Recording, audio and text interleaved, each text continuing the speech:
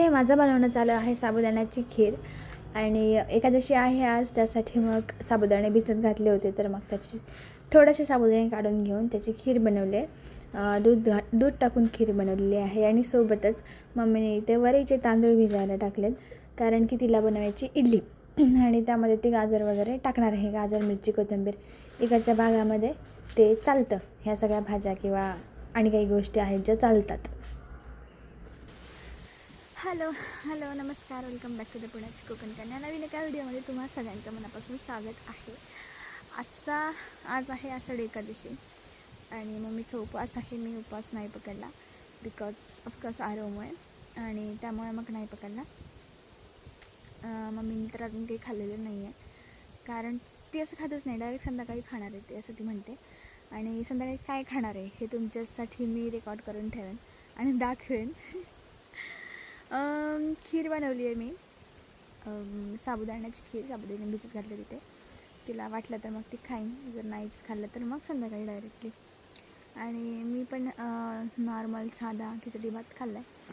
आणि वातावरण असं आहे ना की मध्येच ऊन आहे आणि मध्येच पाऊस पडतो आहे. तुम्हाला दाखवतो, ऊन आहे, मस्त सूर्य दिसतो आहे सरळ सरळ, आणि पाऊसही पडतो आहे.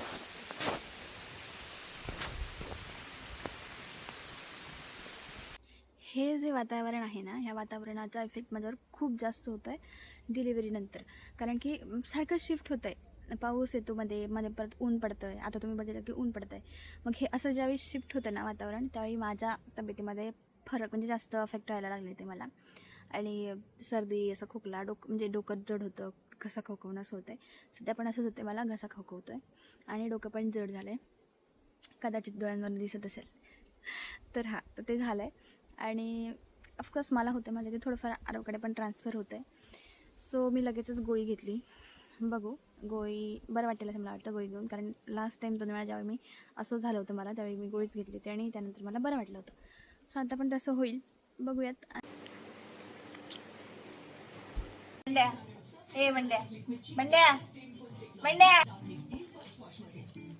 गुड्डन मालाला लागणार ना.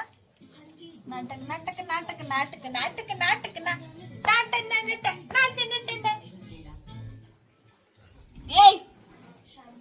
Don't do with me, I am not good. Shriram औषध गोळी तो करतोस. मला आरवला घ्यायचंय. तू बाजूग्राव बाजूग्राव बाजूग्राव बाजूग्राव.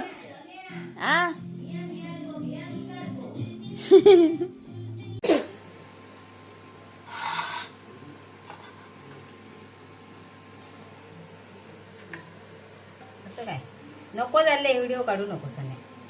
मिळाल कसं कशाला गरम करू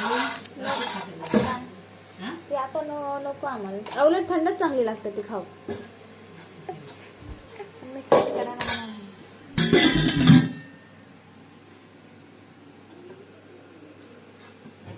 लक्षात नाही दही घातलं का आणि ह्या केलं काय केलं. जेवण झालंय आमचं छान, आणि आता मी झोपणार आहे. आरवचे छान छान फोटोज काढलेत, पण मला नाही वाटतं ते मी शेअर करेन. पण फोटो छान आले, त्याचे मी नंतर कधीतरी शेअर करेन. पण आत्ता मला नाही वाटत त्याचे फोटोज वगैरे शेअर करावं. काही रिझन माहीत नाही, बट मनात वाटत नाही की नाही करावं शेअर. काही गोष्टी शेअर करायच्या वाटतात, त्याच्याबद्दल त्या मी करते. आणि काही असं वाटतं की नको. तर हे तुम्हाला बॅकग्राऊंड दिसते, ही मच्छरदाणी आहे, मस्ट नीडेड. सो चला, आता आम्ही झोपतो आणि उद्याच्या दिवसात भेटूया. आता तुम्ही बघितलं की मम्मीने एकादशीच्या निमित्ताने काय खाल्लं. मला आठवते गेल्या वर्षी मी तिकडे होते पुण्यामध्ये, म्हणजे माझे सासरी होते. तर मग तिथे काय काय बनवलं होतं, सगळं उपवासाचं जे असतं ते बनवलं होतं. आणि इकडे डायरेक्ट बटाट्याची भाजी आणि भाकरी असं बनवलं होतं, जे कदाचित पुण्याच्या लोकांना किंवा तिकडच्या लोकांना असं वाटलं अरे हे काय खातं, तसं नसतं खायचं वगैरे. पण माहीत नाही, म्हणजे जिथली प्रथा असते तसं तो फॉलो करत असतं तिथली लोक. सो तर तिने नाचणीची भाकरी आणि बटाट्याची भाजी खाल्ली. स्नेहलने तिकडे चपाती आणि बटाट्याची भाजी वगैरे असं बनवलं. ते काय जातला ना, मग कडूच तर होणार. काय पडाक नाही, फक्त साल काय काहीतरी आता वाटतच होता.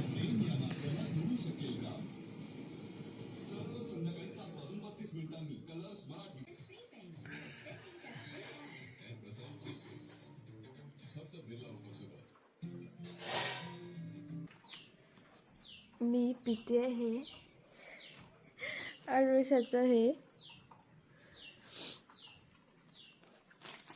रात्री पण पिलं होतं मी आणि आता पण पिते, कारण सध्या जामच तेवढं व्हायला झालं आहे. तर मग ते पिते. डॉक्टरकडे जायचं म्हणजे जास्त झालं तर जायचं होतं, नंतर नाही गेलं तरी चाललंच होतं. पण आता थोडंसं ना कफ सारखं होतं आहे. समजा कफ तो कमी नाही झाला तर मग जावं लागेल डॉक्टरकडे. बाकी ताप वगैरे काही नाही आहे, पण नाक वगैरे जाम झालं असं होतं आहे. बघू, हे आधी पिऊन घेते. खूप कडू लागतं यार, खूप कडू लागतं. ज्यांनी कडूसा आणि किरायता आहे याच्यामध्ये. आता हे किरायता म्हणजे काय हे माहीत नाही, तुम्हाला माहिती आहे की नाही, बट आहे ते पण कडूच असतं. आणि त्याच्यामध्ये लसूण टाकून असं वाटून घेतलं आहे मम्मीने. खूप कडू लागतं. मी नाक बंद करून पिते आणि थोडा वेळ नाक बंदच ठेवते, नंतर पूर्ण तो वास घुमतो. हा काढा खरंच खूप इफेक्टिव्ह आहे. मी हा काढा प्यायला खूप कंटाळा करायची लहान असताना, पण आत्ता मी फक्त आणि फक्त आरवसाठी प्यायले, कारण आमचं हॉस्पिटल थोडंसं लांब आहे आणि आरवला घेऊन जाणं येणं हे सगळं मला नको होतं, म्हणून मग मी तो काढा पिला. पण त्या काढाचा खूप चांगला इफेक्ट माझ्यावरती झाला. एवढी खराब अवस्था केली आहे ना या सर्दीने माझी की बासच. म्हणजे सर्दी एवढी जास्त नाही आहे, पण सर्दी आहे. थोडी जरी झाली आणि जास्त जरी झाली तरी सेमच त्रास आहे. कणकणती येतेच, घस खवखव होणं वगैरे सगळ्या गोष्टी सेमच राहतात. पण खूप डेंजर अवस्था केली आहे. पाऊस कंटिन्यू आहे आणि मध्येच ऊन पडतं आहे वगैरे, ह्या सगळ्या गोष्टींमुळे तो इफेक्ट झाला. आणि डॉक्टरकडे तरी मी गेली नाही, लांब पण आहे, पाऊस पण आहे आणि आरवला घेऊन वगैरे, म्हणून मग अवॉइड केलं. आणि एवढ्या छोट्या गोष्टींसाठी डॉक्टरकडे जायला मला नको वाटतं. सो मी काय केलं, पहिले 2-3 दिवस गोळी घेतली. 2-3 दिवस नाही, 2 दिवस गोळी घेतली असेल. आणि मग मम्मीने मला काढा करून दिला ॲडोशाचा. आणि असते काय आहे मी तुम्हाला पानं दाखवेल नंतर. कदाचित त्यातले काही पानं मला पण नसतील माहिती, पण त्याचा काढा करून दिला. 4th टाईम काढा मी आज घेतला आहे सकाळी उपाशीपोटी. एकदम डेंजर वाटते. ज्याने कोणी अडोशाचा काढा घेतला असेल, किरायता घेतला असेल, त्याला माहिती असेल की ही काय अवस्था असते. अडोशाचा काढा घेतल्यानंतर मला आठवतं आहे, आम्ही लहान असताना वगैरे मम्मी संडेचं बनवायची ती, आणि तिघांसाठी बनवायची, शुभम, मी आणि स्नेहलसाठी बनवायची. आणि सकाळी उठल्या विचार करा, संडे आहे, सुट्टीचा दिवस आहे, आणि सकाळी उठल्या ती काढा द्यायची. आणि ऑफकोर्स त्याचा चांगला फायदा व्हायचाच, कारण की त्याच्यामध्ये तेवढे औषधी गुण आहेत. पण सकाळी उठल्या काढा प्यायला लागायचा. आणि नंतर मग नाश्ता वगैरे. पण नाश्ता खूप छान, म्हणजे संडे स्पेशल नाश्ता असा असायचा. आणि कधी म्हणजे मी जसं मोठी व्हायला लागली तसं मी घ्यायचीच नाही. हे बघा, हा अडुळसा आहे. हा पण मी अडुळशाचंच पान आहे. हे काय माहिती, हे किरायतं आहे. मराठीत काय म्हणतात मला माहीत नाही, पण मम्मा किरायता बोलते. हे पण किरायतच आहे. हे काय आय डोंट नो. आणि हे तुळशीचं पान आणि ह्याच्यासोबत लसूण, हे सगळे वाटायचं आणि मग ह्याचा काढा बनवायचा आणि तो प्यायचा. हॅलो, नमस्कार, वेलकम बॅक टू द पणाची कोकण कन्या. नवीन एका व्हिडिओमध्ये तुम्हा सगळ्यांचं मनापासून स्वागत आहे. आरव झोपलेला आहे मागे. आवाज कसला आलाय, मी बीमाकडे आली. छू छू छू छू, बंड जा, छू छू छू. हा काय हल्ला, जा ना, माकड आली वाटतं. ओके, तर मी आता भरते आहे कपडे, आणि काही दिवसांमध्ये आम्ही इथून जाणार आहे पुण्याला, आमच्या घरी परत. तर मग त्यासाठी कपडे भरते. कपडे तर आहे म्हणजे बॅगमध्येच भरलेले, मी काही सेपरेट काढूनच वेगळी ठेवले नव्हते, बॅगमध्येच वापरत होते. सो ते काढायचीच काही गरज नाही, पण थोडं सॉर्ट आऊट करते. आणि ऑल्सो नंतर मग जे कपडे ओले आहेत, दांडीवर आहेत, ते भरायला सोपं पडेल जर मी आत्ता बॅग भरून ठेवले तर बाकीची. सो त्यासाठी ते करते. आणि हे बाकीच्या गोष्टी आहेत मला घेऊन जायच्या इथून, जसं भिडा आहे, तवा आहे, वेळी मी घेतली आहे, तर ती पण मला भरायची म्हणजे ते काय मी डायरेक्ट बॅगमध्ये टाकू शकते, डिक्कीमध्ये टाकू शकते गाडीच्या. तर मग ते पण मग सगळं इझी पडेल जर आता मी सुरुवात केली तर. परत जास्त आवाज येतो, जरा बघून येऊया. हो माकडे माकडे माकड खूपच जास्त.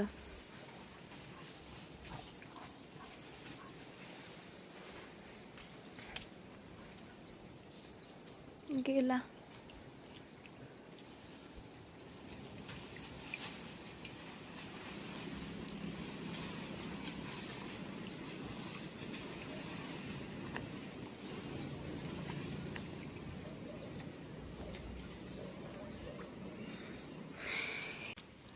हे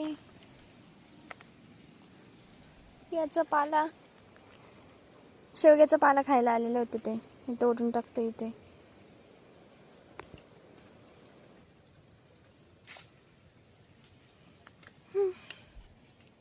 जसं तुम्ही मागच्या व्हिडिओमध्ये बघितलं की मी हा जो तवा आहे भिडाचा घावण्यांसाठीचा तो तयार करत होते आणि मागच्या व्हिडिओमध्ये तो जरासा झाला होता आणि म्हटलं आपण आज पण ट्राय करूया म्हणून मग नेक्स्ट डेला मी हे घावणे बनवले होते सकाळी नाश्त्यासाठी आणि ते सगळे घावणे खूप छान उचलले आणि व्यवस्थित झाले सुद्धा. तर मस्त अशा घावण्यांसोबत हा आजचा व्हिडिओ मी माझा संपवते. आशा करते तुम्हाला आवडला असेल आणि तुम्हाला कोणत्या प्रकारचे व्हिडिओ बघायला आवडतील हे पण मला कमेंटमध्ये सांगा. सबस्क्राईब केलं नसेल तर प्लीज सबस्क्राईब करा आणि stay connected. Thank you so much for watching. Take care.